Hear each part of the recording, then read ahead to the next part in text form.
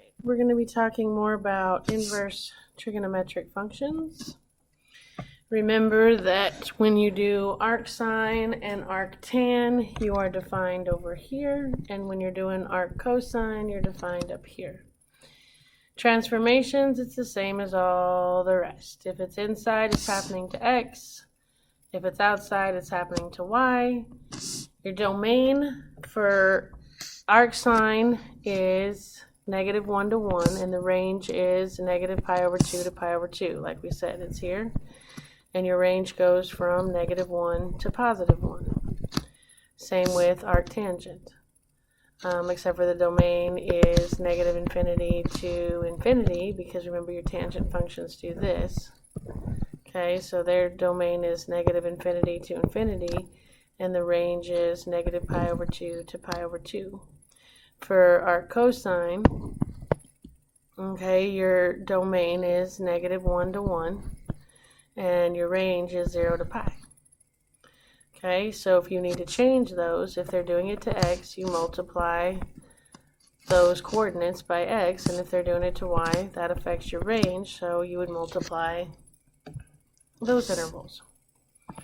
Alright, so it says use transformations to describe how the graph of the function is related to a basic inverse trigonometric graph. State the domain and the range. Alright, well, your domain for arcsine is -1 to 1. But this is going to give us a horizontal shrink of 1/2. So to get my new domain, I'm going to take these and multiply it by 1/2, which is going to make my domain go from -1/2 to 1/2. My range, if anything was being multiplied out here, that would affect my range. But there's nothing being out there, so my range is going to stay -pi/2 to pi/2. And those are my transformations. So on this one here, my 5 there is going to be a vertical stretch. And this x/2 means I'm going to have a horizontal stretch of 2. This is a vertical stretch of 5. So your domain, I need to multiply my domains by 2, but multiplying -infinity and infinity by 2 is still -infinity to infinity.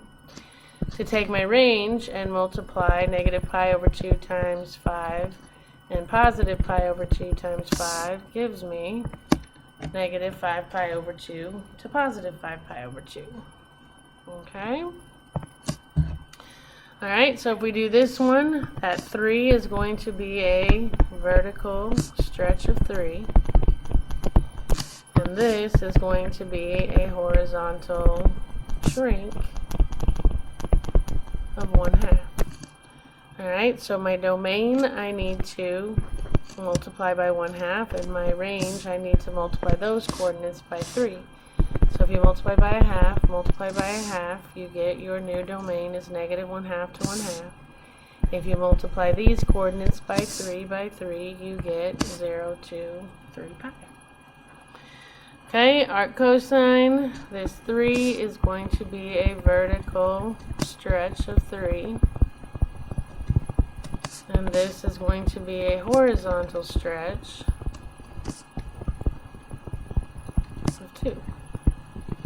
So again, for arccosine, down here, we have this domain and this range, so I'm going to multiply the domains by 2, so -1 to 1 times 2 times 2, and my range, 0 to pi, I'm going to multiply by 3. So that makes my domain -2 to 2, and my range 0 to 3 pi. Alright, so you try this one, hit pause, come back when you're ready. And you should get a horizontal shrink by a factor of 1/7. They're multiplying by 7, the x, which is horizontal. And that looks like a stretch, but it's actually going to be a shrink, and then flip it over to 1/7. Alright, try this one, hit pause, come back when you're ready. And hopefully you got vertical stretch of 4, horizontal stretch of 3. This multiplication is your vertical stretch of 4. Since they're dividing by 3, that's actually going to be a stretch of, flip it over, 3. Because this is like 1/3 x. So if you flip this over, that becomes 3. Alright, find an exact solution to the equation without a calculator. Now, most of the time, guys, when you do a sine and an arc sine, they pretty much cancel each other out. But you've got to be careful because of where these functions are defined. So, algebraically, we say, I'm going to let y equal inverse sine x. So then I could write this as sine y equals 1. And what that means is I'm looking for an angle that has a y-coordinate of 1, which would be right here. So this would tell me that y is pi over 2. So now if I go back up here and I say to this equation and I plug in my value for y, I get pi over 2 equals inverse sine of x, which means, again, if you want to look at it algebraically, to get rid of arc sine, you sine. That would kill that. So if I take sine of pi over 2, it means go to pi over 2 and take the y, which is 1. Okay? This one, find an exact solution to the equation without a calculator. Well, first I have to isolate this, so I'm going to divide by 2. That gives me arc sine of x equals 1/2. Again, what that means is you're looking for an angle that has that y coordinate. Well, I've got a y coordinate of 1/2 here, and I've got a y coordinate of 1/2 here, so that makes x equal to either pi over 6 or 5 pi over 6. Okay? On this one, again, most of the time, inverses cancel each other out, and I would get 1/3. But let's look at the algebra. If I say, let y, I could spell, let y equal inverse cosine of x, then I can replace this with y and say cosine y equals 1/3. And then I'm going to do kind of a substitution. Alright, so if I get y alone, I would do arc cos for both sides, and I get y equals arc cosine of 1/3.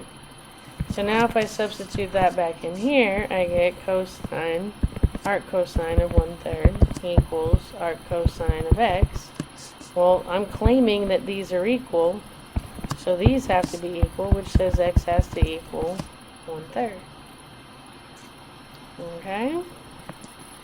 Alright, so you try this one, hit pause, come back when you're ready. And hopefully you got 5 or 7. Again, be careful, be careful, be careful. There's times where you end up getting more than one answer. So, again, if I say let y equal sine x, then I have arc sine of y equals pi over 7. Alright, then if I say that if I get y alone, I would sine both sides. So I get y equals sine of pi over 7. So now if I replace y, I can say sine of pi over 7 equals sine of x. So x has to equal pi over 7. Alright, find this one, hit pause, come back when you're ready.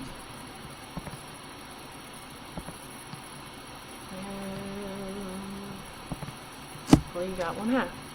So first of all, I have to isolate this. So I'm going to divide by 6. That gives me arc sine of x equals pi over 6. So if I get rid of arc sine, I'm going to sine both sides. So to get x, it says take the sine of pi over 6. So I'm going to go to pi over 6, and I'm going to take the y, which is 1/2. Okay? Alright, so this one says, find an algebraic expression equivalent to the given expression.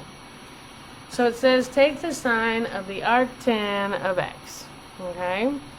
Well, what this says is that they want me to find an angle that has tangent of x over 1, which means they want opposite to be x and they want adjacent to be 1. And then they want me to take the sine of that angle, which means I need the hypotenuse. So I have leg squared plus leg squared equals hypotenuse squared. That's going to give me 1 plus x squared equals h squared. So to get h, I have the square root of 1 plus x squared. And no, you can't just say that that's 1 plus x. Okay? You can't take the square root of each one. So to find sine then, to sine that angle, is going to be opposite over hypotenuse. And then if I rationalize that, I can say sine theta equals x times the square root of 1 plus x squared over 1 plus x squared. And no, you can't cancel the x's or anything therein. Okay? Alright, let's try another one. Arctan 2x means they want an angle that has opposite of 2x and adjacent of 1. So to find the hypotenuse, I have 1 squared plus 2x squared equals hypotenuse squared. That's 1 plus 4x squared equals hypotenuse squared. So the hypotenuse is the square root of 1 plus 4x squared. And now they want me to take cosine from there. So if I cosine theta, that's adjacent over hypotenuse.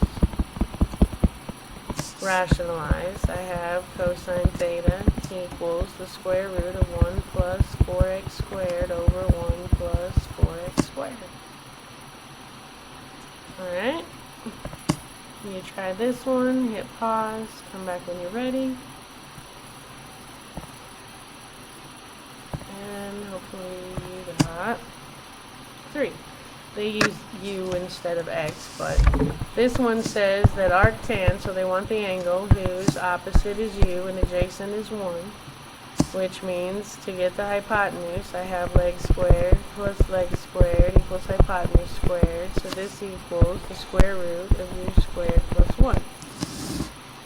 Okay, so now if they want me to sine that angle, it's opposite over hypotenuse, which would be u over the square root of u squared plus 1.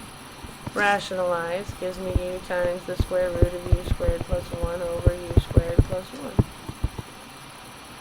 Yeah, sine theta equals. Alright, try this one, hit pause, come back when you're ready.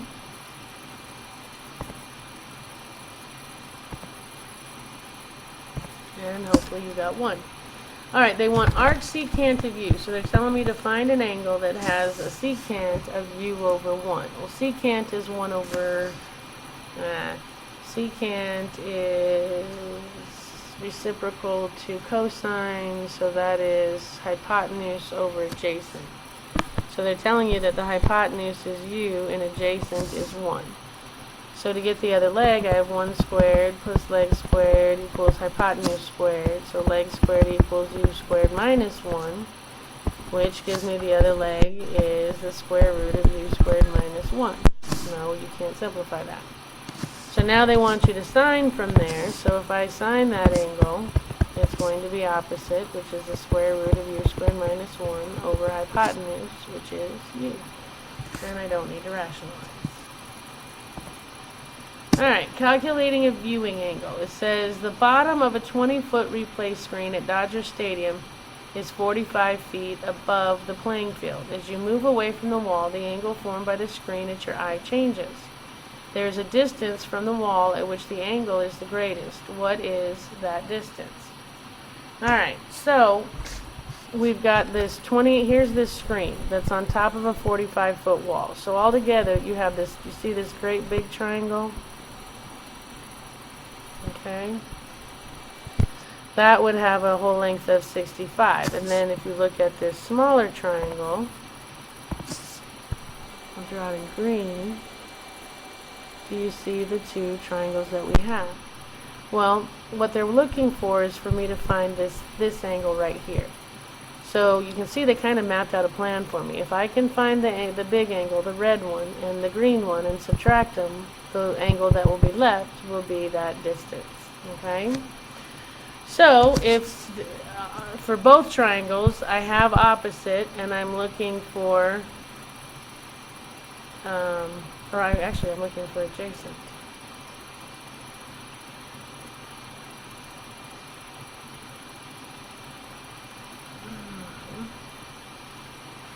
Okay, so let's see. If I say tan,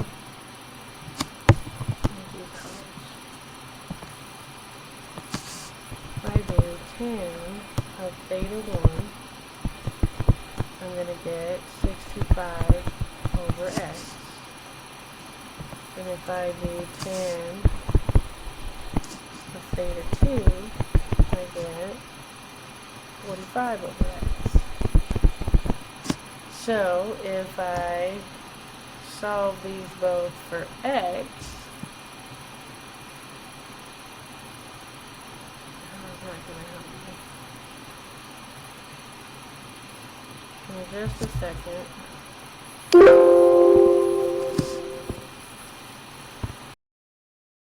Alright. And we're back. Okay, so if I set up this equation where I can subtract these, okay, then I'll know that I'll have the theta. So if I say that theta will equal, well, okay, sorry. If I get these thetas alone, I would arc tan. So theta 1 equals arc tan of 65 over x. And theta 2 equals arc tan of 45 over x. So then my theta would equal the difference of those two. So I'd have arc tan of 6x over 5 minus arc tan of 45 over, what the heck? Transpose much mechanically? I don't know why I did that. 65 over x, 45 over x. Okay? So now to to solve this, we're going to do it graphically. So if I forgot I animated this. Alright, so if I use a graphing calculator to find the maximum distance to create the greatest angle, alright, if I type this in, and well, they graphed it for me here, okay, and I'm looking for this greatest angle, I'm looking for this greatest angle, okay, so if I calculate that maximum, then I get the 54 something. This came out to be like 54 feet from the wall. X is approximately 54 feet from the wall. Okay. Alright. Some homework help. A rising hot air balloon. It says the Hot Air Balloon Festival held each year in Phoenix, Arizona is a popular event for photographers. Joe Silver, an award-winning photographer at the event, watches a balloon rising from ground level from a point 500 feet away on the ground. It says write theta as a function of height s of the balloon. Well, they're asking me to write a trig function using opposite and adjacent. So for A, I would say tangent theta equals s over 500. And B said, is the change in theta greater as s changes from 10 feet to 20 feet, or as s changes from 200 feet to 210 feet? Well, we've got to figure out all of these changes. So if s is 10 feet, I would have tan theta equals 10 over 500. So if I arc tan, and where's my calculator? So if I arc tan, 10 divided by 500, I get theta equals 1.1458 if I round degrees. Okay, and if I do tan of 20, I have tan not tan of 20, but S is 20 feet, equals 20 over 500. Arctan, so I do second tan of 20 divided by 500, and I get theta equals 2.2906. The difference between that minus 1.145762838. The difference between those is approximately 1.1448. So now if I do 200 to 210, if I do tan theta equals 200 over 500 and tan theta equals 210 over 500, arctan, so I got arctan of 200 divided by 500, and I get 21.8014, and if I do arctan of 210 divided by 500, I get 22.7824. If I subtract those, 1.801409949, I get 0.980996, blah, blah, blah, blah, blah. So, which has the greater change in theta from 10 to 20? Why? Can you answer that? Alright, so how do you compose trigonometric functions with inverse trigonometric functions? Well, we use inverse functions to isolate the variable. Just like everything in algebra. If you want to get rid of something, use its inverse. How do you use inverse trigonometric functions to find the measure of an angle described in a problem? You label picture, set up equation, and use inverse functions to solve. Alright, so we are at homework. Happy homeworking, and I will see you next time.